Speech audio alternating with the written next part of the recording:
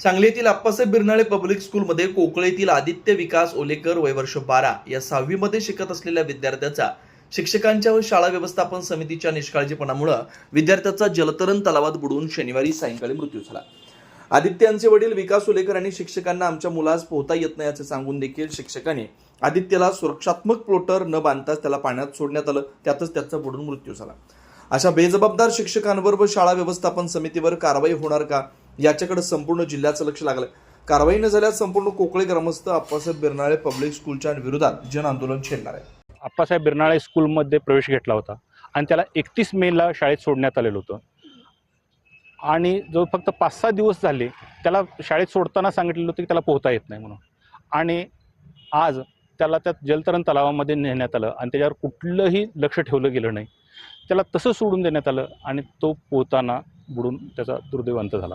हा शाळेनं सदोष मनुष्यवध आहे आणि सदोष मनुष्यवधच नाही तर हा इन्स्टिट्यूशनल मर्डर आहे, संस्थात्मक हत्या माझ्या पुतण्याची केलेली आहे।